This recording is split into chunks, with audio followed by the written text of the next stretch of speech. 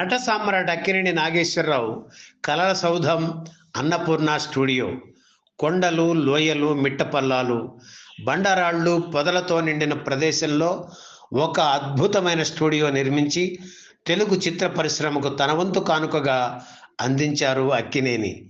ఈ నిర్జన ప్రదేశంలోకి ఎవరు వస్తారు అని చాలామంది వ్యంగ్యంగా మాట్లాడినా ఆయన పట్టించుకోలేదు. తన పిల్లల చదువు నిమిత్తం మద్రాసు నగరం నుంచి హైదరాబాదుకు అక్కినేని షిఫ్ట్ అయ్యాక ఆయన చిత్రాల షూటింగ్స్ నగరం నడిబొడ్డున ఉన్న సారథి స్టూడియోలో జరిగేవి. నవయుగ ఫిలిం డిస్ట్రిబ్యూటర్స్ సంస్థ ఆధ్వర్యంలో ఆ స్టూడియో ఉండేది. అయితే తమ సంస్థ పంపిణీ చేసిన హీరో కృష్ణ దేవదాసు చిత్రానికి పోటీగా తన దేవదాసు చిత్రాన్ని అక్కినేని విడుదల చేయడంతో ఆగ్రహించిన నవయుగ డిస్ట్రిబ్యూటర్స్ సంస్థ మహాకవి క్షేత్రయ్య సినిమా షూటింగ్ కోసం అడిగితే ఫ్లోర్లు ఖాళీగా లేవని చెప్పింది. చివరి క్షణంలో నవయుగ వారు అలా చేయడంతో ఎప్పటికప్పుడు బెంగళూరు వెళ్ళి అక్కడ షూటింగ్ జరిపారు. ఆ క్షణంలో తను కూడా సొంతంగా ఒక స్టూడియో నిర్మించుకోవాలనే పట్టుదల అక్కినేనిలో మొదలైంది.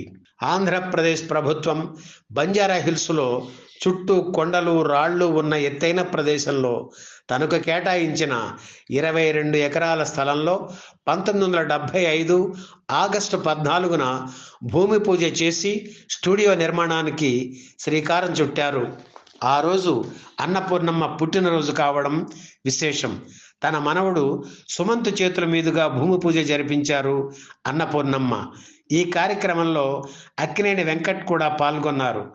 కొండలు ఛేదించి బండలు పగలగొట్టి భూమిని చదును చేసి కేవలం 97 రోజుల్లో 2 ఫ్లోర్లు సిద్ధం చేసిన సాహసి అక్కినేని.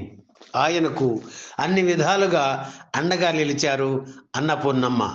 మొదట ఒక ఫ్లోర్ సిద్ధం చేసి 1976 జనవరి 14న సెక్రటరీ చిత్ర నిర్మాణంతో అన్నపూర్ణ స్టూడియో ప్రారంభమైంది. భారతదేశ ప్రథమ పౌరుడు రాష్ట్రపతి ఫక్రుద్దీన్ అలీ అహ్మద్ ప్రారంభ సూచికంగా ప్రత్యేకంగా తయారు చేసిన శిలాఫలకాన్ని ఆవిష్కరించారు. పాలరాతి శివపార్వతుల విగ్రహాలను అన్నపూర్ణమ్మ ప్రారంభించారు. స్టూడియోలోని 3వ ఫ్లోర్ను 1977 మార్చి 25న ఎన్టీఆర్, 4వ ఫ్లోర్ను 1978 నవంబర్ 19న హిందీ నటుడు అశోక్ కుమార్ ప్రారంభించారు. ఎత్తైన ప్రదేశంలో ఉన్న అన్నపూర్ణ స్టూడియోలో 4 ఫ్లోర్లు, దిగువన ఉన్న 7 ఎకరాల స్థలంలో అదనంగా 5 ఫ్లోర్లు నిర్మించారు. హైదరాబాదులో చిత్ర పరిశ్రమకు కావలసిన స్టూడియో వసతులు, పోస్ట్ ప్రొడక్షన్ వసతులు ఏర్పాటు చేయడంతో అక్కినేని ఆశయానికి రూపురేఖలు ఏర్పడ్డాయి. ఇప్పుడు అక్కినేని లేరు, అన్నపూర్ణమ్మ లేరు, కానీ వారికి తీపి గుర్తులుగా 50 ఏళ్ల అన్నపూర్ణ స్టూడియో సజీవంగా నిలిచి ఉంది. ఈ వీడియో మీకు నచ్చితే లైక్ చేయండి, షేర్ చేయండి, వెంటనే సబ్స్క్రైబ్ కూడా చేయండి.